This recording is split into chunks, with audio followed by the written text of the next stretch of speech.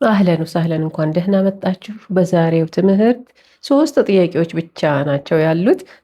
ሁሉንም ጥያቄዎቻችሁን ሰርቼ ጨርሻለሁ። ግን አንድ ጥያቄ አለብኝ የቀረብኝ ማለት ነው። ግን ያ አንድ ሙሉ ቪዲዮ ለብቻው ያስፈልገዋል። ምክንያቱም ኮምፕሊት የሆነ ስራ ነው። ስለዚህ ለብቻው ቀስ ብዬ ስል በቅርቡ እሰራዋለሁ። ኦኬ፣ አሁን ትምህርታችን እንቀጥል። ሰላም እህታችን ተሻለሽ? ስለ ትምህርትሽ በጣም እናመሰግናለን። እስቲ ደግሞ ስለ ስድብ ስሪልን። ለመሳደብ ሳይሆን ሲሰድቡን ለማወቅ ነው። አንድ ሰው ለዚህ ኮሜንት መለሰ እንዲህ ብሎ፣ ምን ልታደርጊ ነው? መልሰሽ ልትሰድቢ ነው? ባናውቅ አይሻለንም? የመጀመሪያው ጠያቂ ደግሞ መልሶ ሲሰድቡን ለማወቅ ነው የኔ ውድ ይላል። ደስ ትላላችሁ። እኔ ግን ስድብ ማስተማሩ ይለፈኝሽ። ይልቅ አንድ ሰው ሲሰድበን ወይም እኛ ሰው ስንበድል ምን እንደምንል ላስተምራችሁ። ከስሩ ነው እንግዲህ የምጀምርላቸው። ሰብ ማለት ስድብ ወይም ሰደበ ማለት ነው። ሰበኒ፣ ሰደበኝ። ሰበትኒ፣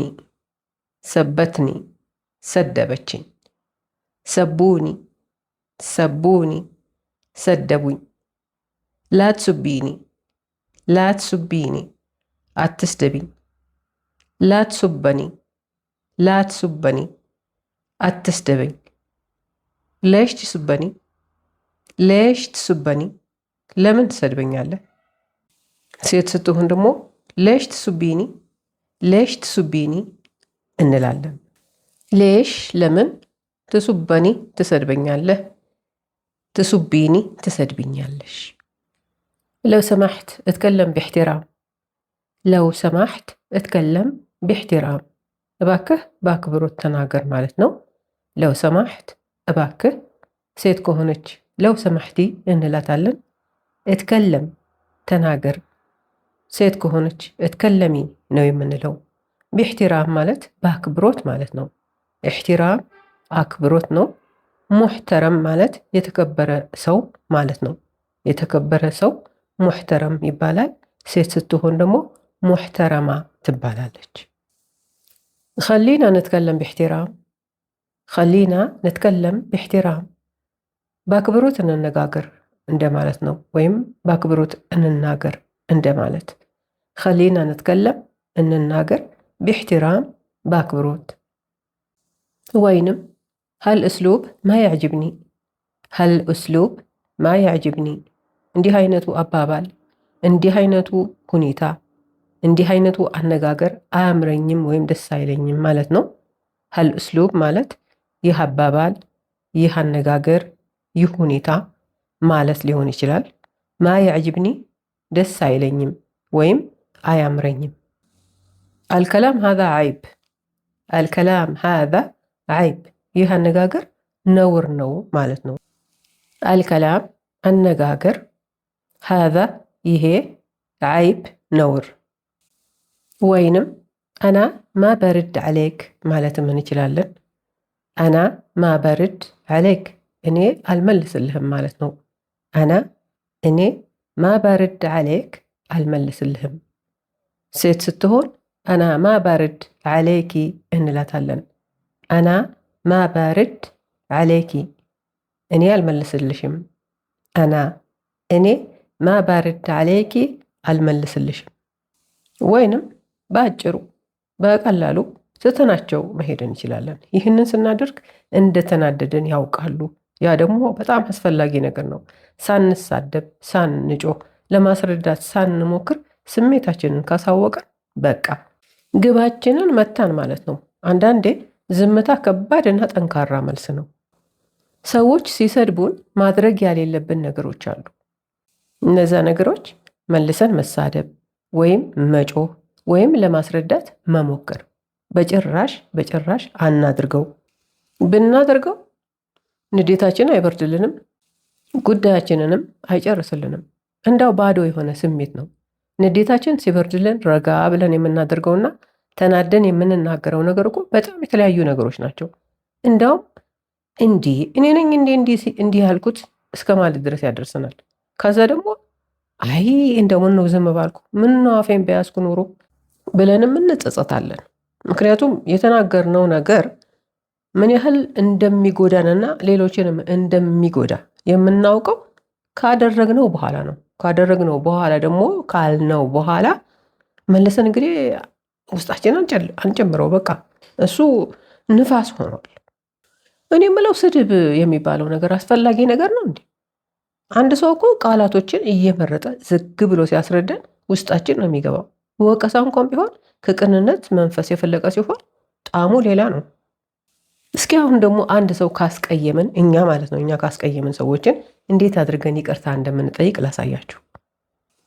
አስፍ ማካን ገስቲ ሳምሕኒ፣ አስፍ ማካን ገስቲ ሳምሕኒ።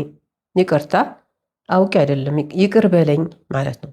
ይቅርታ አውቄ አይደለም ይቅር በለኝ። አስፍ ይቅርታ። ወንድ ነው የሚናገረው ይሄ። ሴት ስትሆን አስፋ ነው የምትለው። ማካን ገስዲ ማለት ደግሞ አውቄ አይደለም ማለት ነው።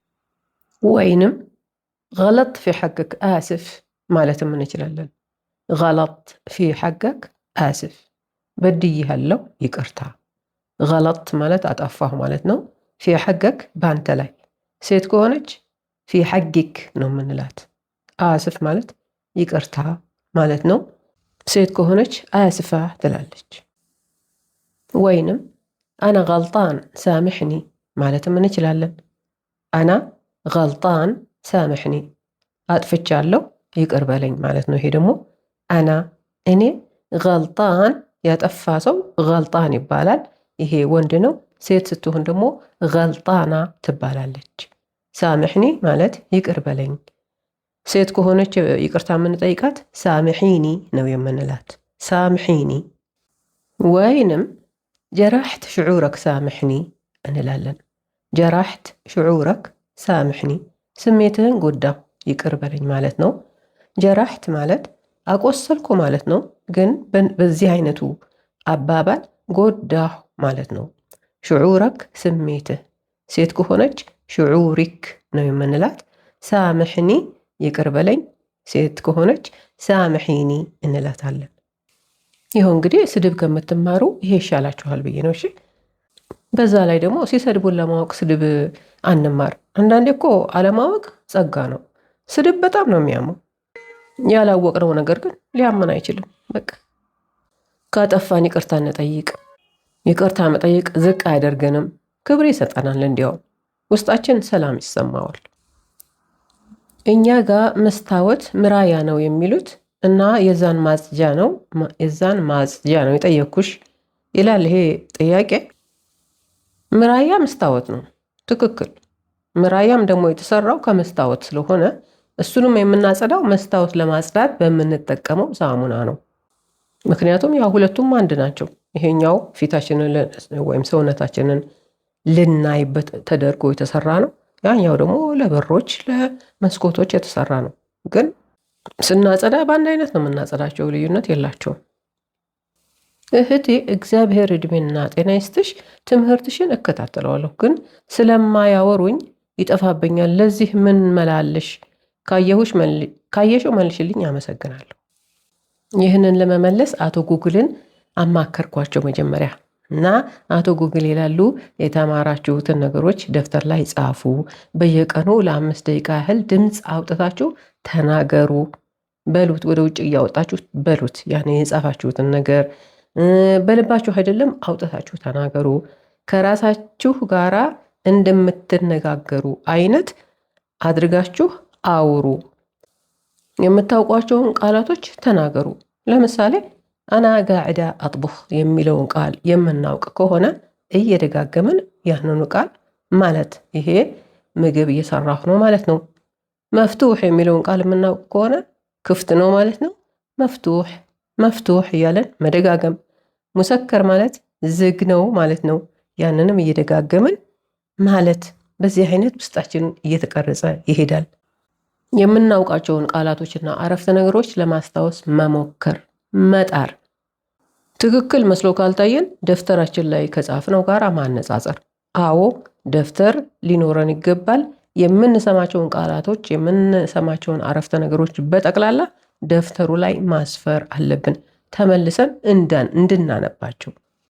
አንዳንዴ ደግሞ ራሳችንን እንፈትነው። ለምሳሌ በአንድ ቃል ስንት አረፍተ ነገር መስራት እችላለሁ?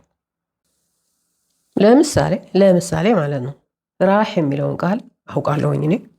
ከዛ 3 አረፍተ ነገሮች በዚህ ቃል እሰራለሁ። አልወለድ ራህ አልመድረሳ፣ ልጁ ትምህርት ቤት ሄደ። አልበጋል ራህ ያክል፣ ባለሱቁ ሊበላ ሄደ። አቢ ራህ አሽغል፣ አባቴ ወደ ስራ ሄደ። በእንዲህ አይነት በአረፍተ ነገሮች ውስጥ ቃላቶችን ስንጠቀም አይምሯችን ይይዛቸዋል። ደግሞ በድፍረት እንናገር። ማንም አውቆ የተፈጠረ ሰው የለም። በድፍረት መናገር ከረሳን ግድ የለም። በረሳን ቁጥር የማስታወስ ችሎታችን እየጠነከረ ይሄዳል። አይዞን። በተረፈ ትምህርታችን በዚህ ላይ ያበቃል። ስለተከታተላችሁኝ አመሰግናለሁ። በጣም በጣም አመሰግናለሁ። ሀሳባችሁን ለማወቅ ስለምፈልግ አስተያየታችሁን ስጡኝ። ጥያቄዎቻችሁን ላኩ። በተቻለኝ መጠን እመልስላችኋለሁ።